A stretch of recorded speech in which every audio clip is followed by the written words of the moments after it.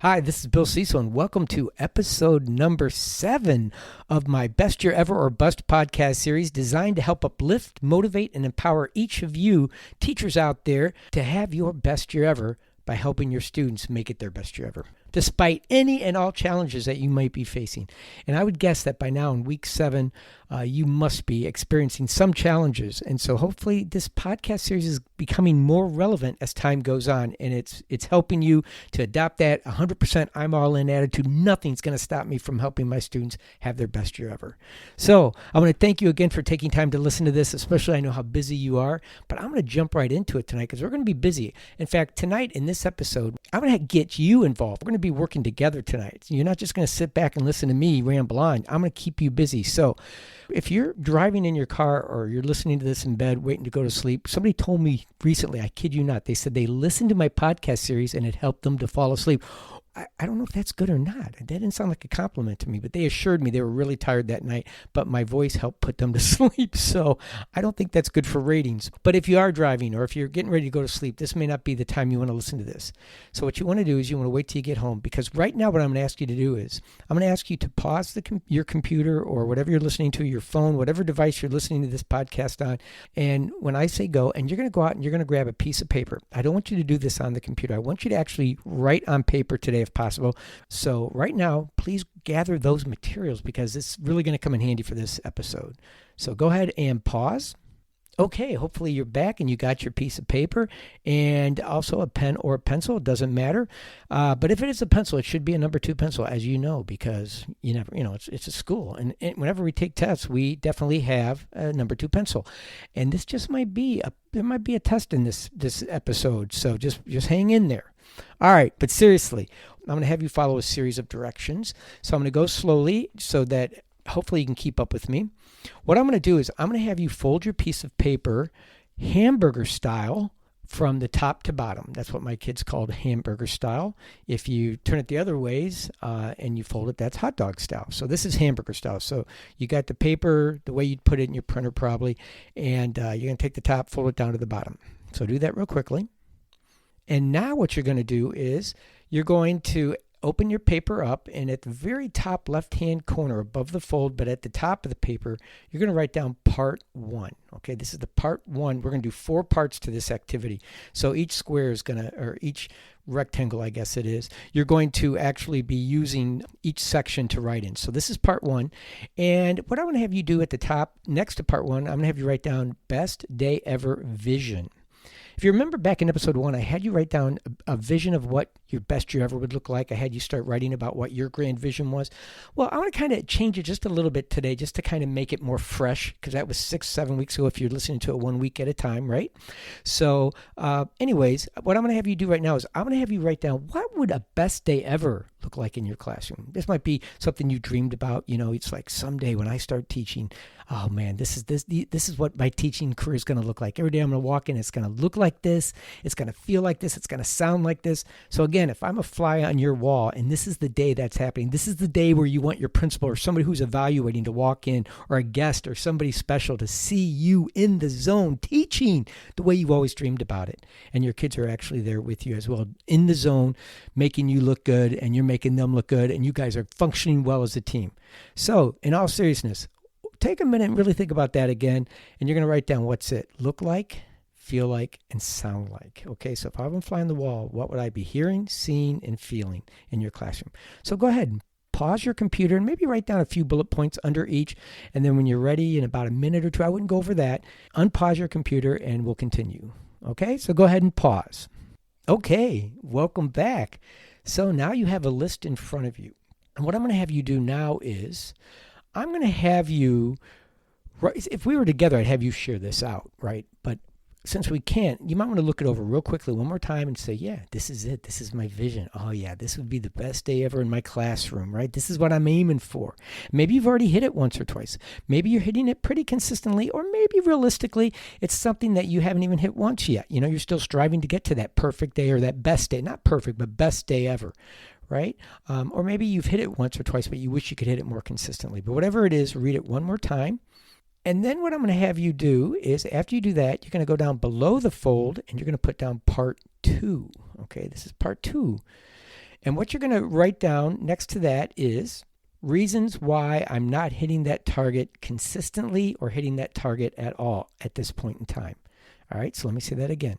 Next to part 2, you're going to write down reasons why I'm not hitting that target, or my class and I aren't hitting that target consistently or hitting that target at all at this point in time. And if you're already hitting it consistently, then you can just take a breather and just kind of follow along. But for most of you, I think if you're honest about it, if you're like me when I was teaching in the classroom, even after many years of experience, there'd probably still be some things that I could say, we're not quite hitting the target consistently enough for my taste. So here are some things that I would write about.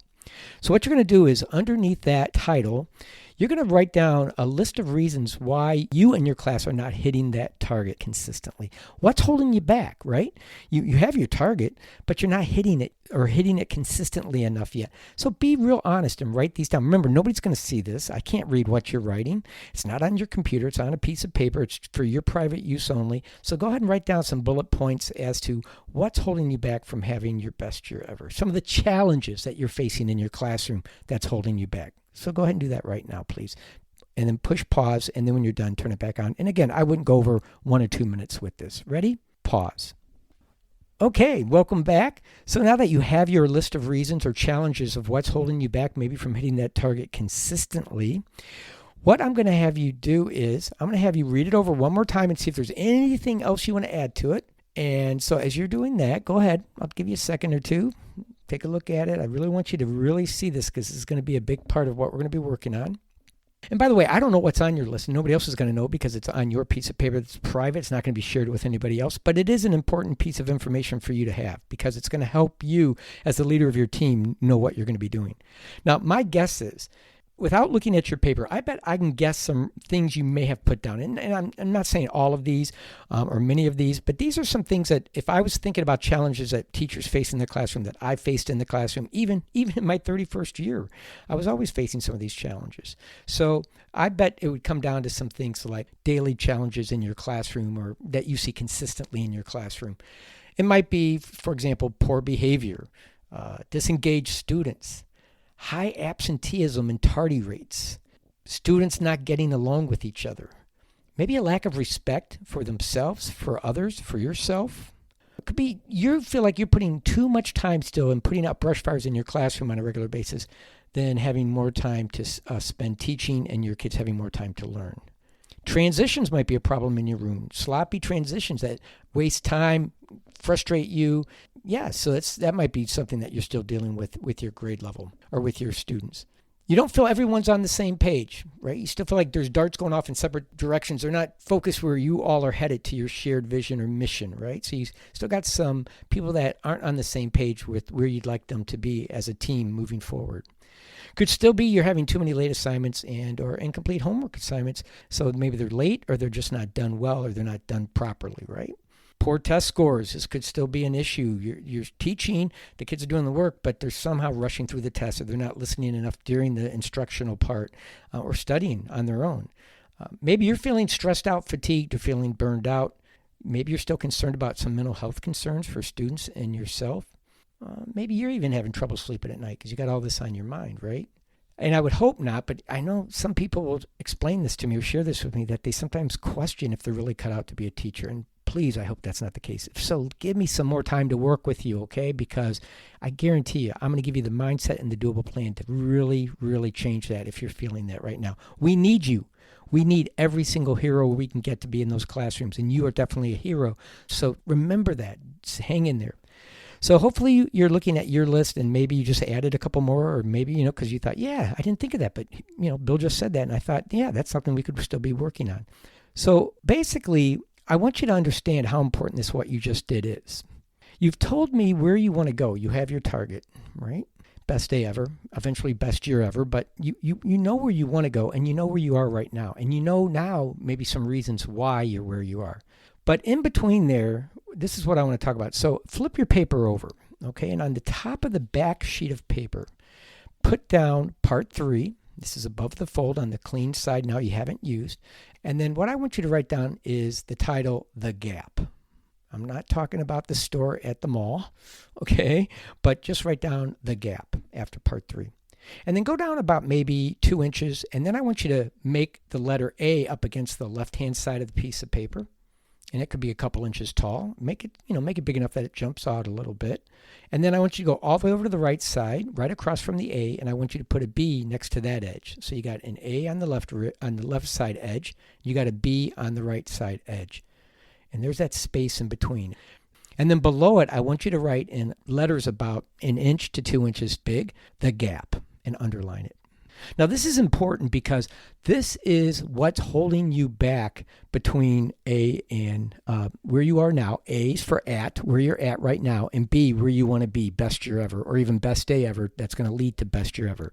So that's a good way to remember that. A is where you're at right now. B's where you want to get to. And the gap, that huge chasm in between, right? That's where you are. That's where you got to cross over somehow. You got to find a way from A to B by closing that gap. You've got to actually bridge that gap. And the way you do that is by taking care of the problems that you've listed on the bottom of the page before this. And so those are the problems that are holding you back. And so you got to be thinking about, how you're going to close that gap. Now, what I want to do to help you do that today is this. There's a purpose for all of this. I'm not trying to make you feel bad, like I'm not getting there and this is terrible. And now he's talking about I can't sleep at night. No, I probably won't sleep tonight. No, that's not it at all. This is setting you up now for success. Okay, so now we're getting to the fun part. So what I'm going to do is I'm going to give you a pop quiz today. Now, I know what you're probably thinking. You're like, a pop quiz? If you're like me, when I heard that when I was in school, my heart would start racing, right? I started sweating like I was eating something hot and get really nervous. My hands would get all sweaty and, it just made me very uncomfortable. But I'm going to do for you something I wished my teachers would have done for me when they declared a pop quiz. This is my dream, and this is what I'm going to do for you. I'm actually going to take a couple minutes, and I'm going to first give you a quick summary of some of the materials that we covered through episodes 1 through 6, which is what the pop quiz is going to be about. Because as a leader with a team to lead, you got to pass this quiz to be able to move forward and to close that gap that we're looking at the backside of that piece of paper between that A and B, right? And so this is what this is going to be about. So if you remember in episode 1, I asked each of you to think of yourself as a leader with a team to lead, right? We even talked about the quote from Bill Parcells.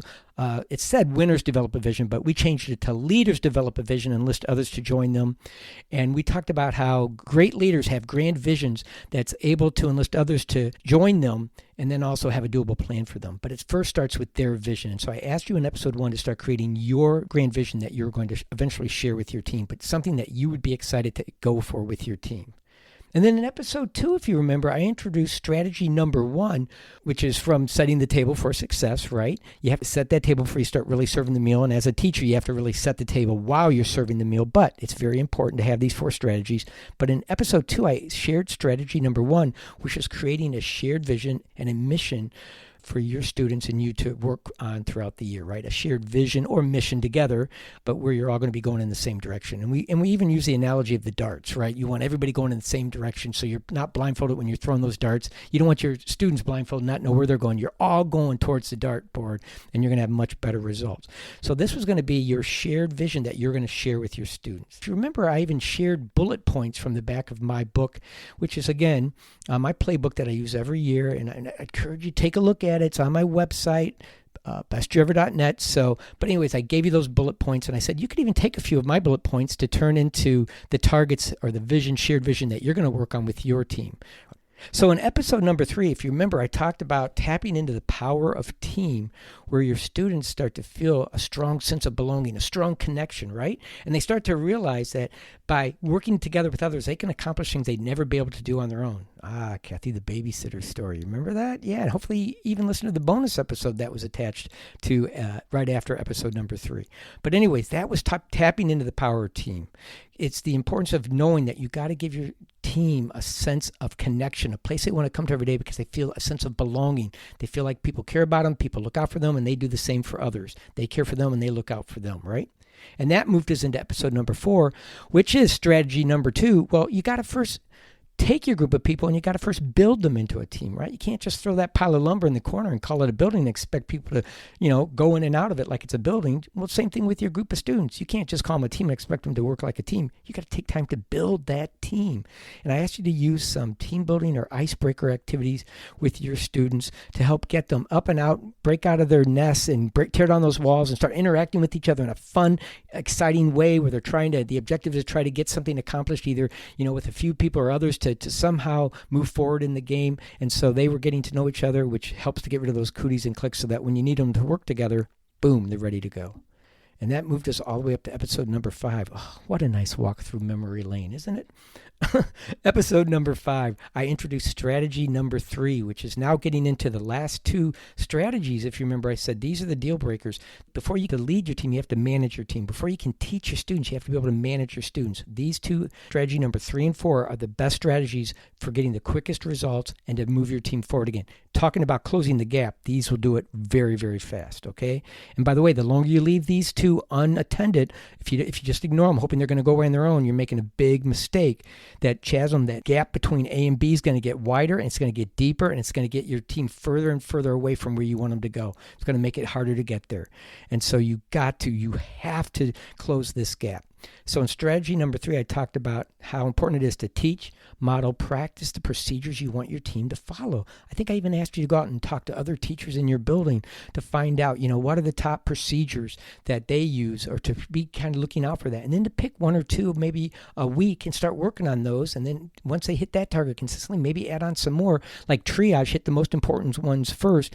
And eventually you'll save a lot of time, a lot of frustration. You'll give yourself more time to teach, your students more time to learn, which again now takes us up to last episode.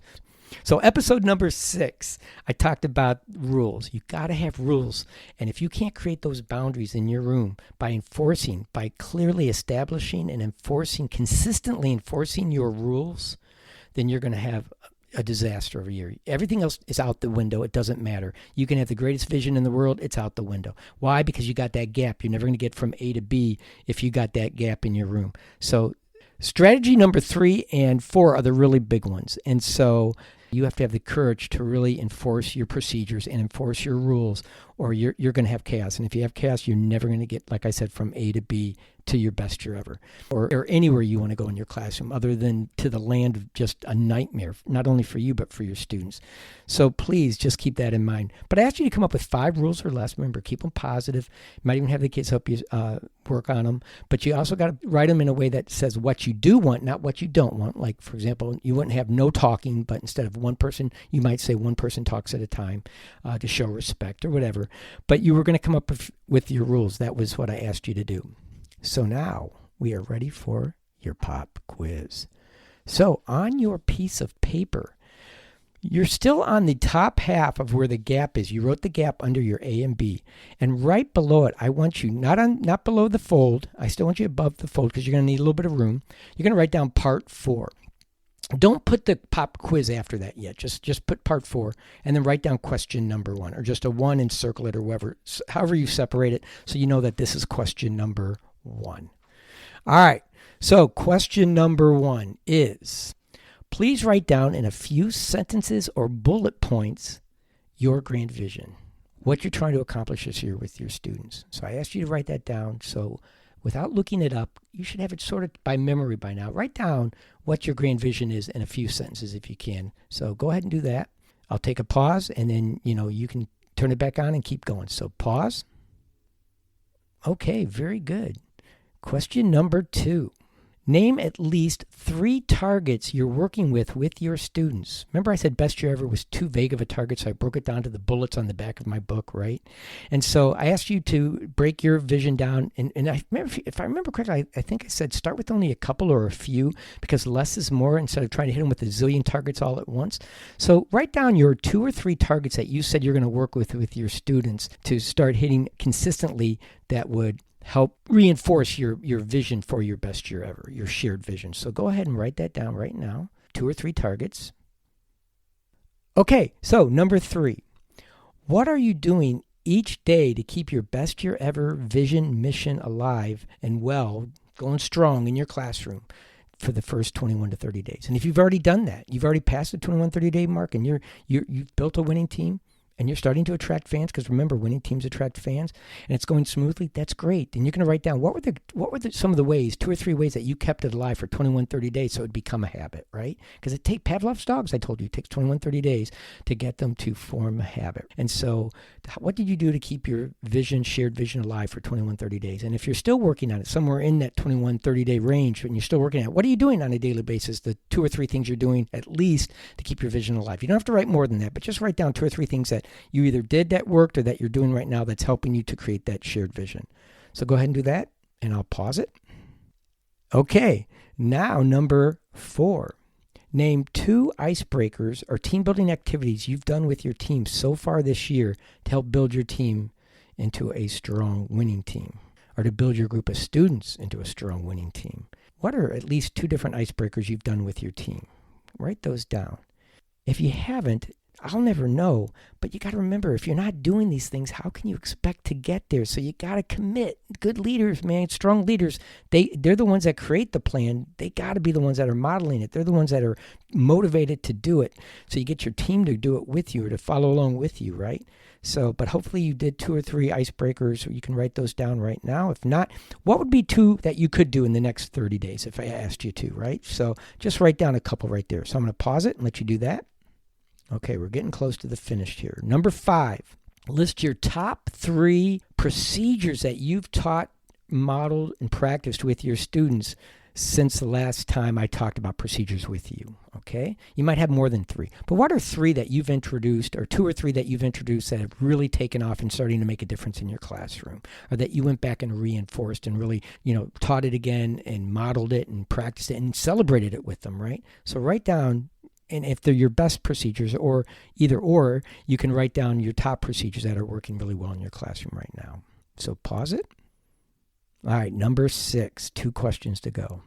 List your rules that are posted in your room. Notice I didn't say the rules that you have. They got to be posted. Remember, they got to be up there. Front and center would be the best spot. But what are your 5 rules that you have posted in your room? So go ahead and write those down right now. Pause. And number 7, last question. This is the big one.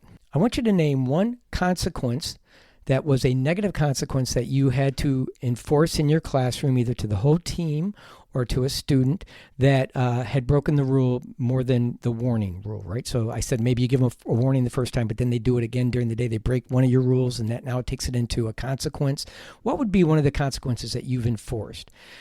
Hopefully you have at least 1, because if you don't, my guess is your gap is not going to close, because you can have all the rules you want, but if you're not enforcing them, and believe me, there's not a team on this planet that's going to, this early in the year, is not going to just magically, you write the rules and they automatically totally start following them without testing the boundaries, right? So somebody I know has tested those boundaries. I'm sure quite a few students have, right? It's still early in the year, but give it 30 days or so and it might be changing. But even then, every once in a while, there's going to be people. So there's always going to be some consequences. But what's one of the negative consequences? And when I mean negative, it means it's just something, that could be small. It could be like, for example, the 5 minutes of recess that they missed. Or maybe it's a strike against them earning some Twinkies or brownies or something that you're going to give them if they can go a week or 2 weeks without any major problems in the classroom that you define as how you'll keep score. But my point is, there's a definite consequence that the kids knew about and said, yep, he does, or this, she does. They give consequences. My teacher gives consequences. So I'm starting to know the boundaries. That's important. And then also ended on a positive. What's one positive incentive you used either with an individual or your team that they could have earned something positive by doing the right thing and that you made a big deal out of? Remember, we never ignore bad behavior, but we put the spotlight on good behavior, and you could make a big deal out of that, even if it's a small thing. So they start to realize that's how you get love in this room. Remember that? So go ahead and write down 1 negative consequence that you've enforced and 1 positive consequence that they've earned that you've given, either individually or as a team. So pause it and go ahead and do that. So here's the deal with this pop quiz. Thank you for doing that, by the way. If you actually took the time to do this, again, it tells me your commitment is there. And again, that's only but that's good enough, right? If you're really doing this or you're kind of going through the motions. My guess, if you're listening to a podcast about best year ever or bust, you're doing it because you're totally into it. You're 100% all in. That's what this whole podcast series is all about. So, right? Okay, but what I want you to do now is up by part 4, where I had you write down part 4 and I gave you the questions. Next to part 4, I want you to write down my plan to start closing the gap. And then sometime in the next day or two, you're going to get a highlighter or a red pen and you're going to underline it. My plan to start closing the gap, because the gap's right above you to remind you this is what you're trying to do in your room. This is what's holding you back from reaching your best day ever consistently or at all, and trying to move towards eventually your best year ever. And so this is your plan now in front of you. These are the things that even if you haven't done them yet, or if you have done them, it's a reminder. You're going to put it somewhere on your desk, right? You can put it somewhere to remind you, I'm working on the gap. I've got to close the gap. And the quicker I do it, the faster we as a team move towards our ultimate mission, our ultimate vision or goal, right? And so you definitely want to put it out there so you can't ignore it. It's easy sometimes. And again, it takes that courage, especially when you're a newer teacher, to say, you know what, I'm just so nervous about doing this. But you got to do it, because once you do it, you get used to it. And the kids see you get used to it. Life gets better for everyone in your room. Everyone, including the parents at home, because they know their kids wanting to come to school, they're safe and they're enjoying it, and they feel like it's a good environment. They're bragging about it at home. So so this is important. So I want you to keep it out as your plan. And then what I want to do is, the last thing today is I want to challenge you to take the 30-day challenge. And what I'm asking you to do for this 30-day challenge is to go back and work this plan every day. Doesn't mean you have to give a consequence out every day if it's not necessary, but my guess is it could be. My point is, you're going to follow this plan every day for the next 30 school days, and you're going to stick to it. You're not going to let anything get in the way and say, not today, I'm just not in the mood, or, you're really going to commit to it. Because if you do, you're really going to enjoy the rest of this year. You are on track to making it your best year ever, or whatever you have claimed it to be, or the vision or the mission that you're on. You're well on your way to achieving that. And so you should celebrate that. Next week, I'm going to be starting to talk about some of the doable plans that you can give to your students, even to yourself, that's going to even help you be more successful. So we're going to be talking about challenges of a little bit more. So with that in mind, again, I want to thank all of you for being such, if you're listening and this is week 7 and you can put up with all the mistakes I'm sure I'm making, definitely thank you for that. I appreciate you taking time to listen and to dedicate yourself really to saying, I really want to do this. I want to make it the best year ever for my students so I can make it my best year ever. And that's in my book, that's what make you all heroes. You're all heroes for doing that. So thank you. And again, thank you for those of you that are sharing this with others. That does mean a lot to me, because I'm trying to get the word out. And I have gotten some people contacted me and letting me know they're listening from different places, or I'm noticing they're listening from different places, even out of the state, which was one of my goals, because I want to get it out there to more people, because I think it's powerful. So thank you for that. And please always remember, best year ever. You have the power to make it happen.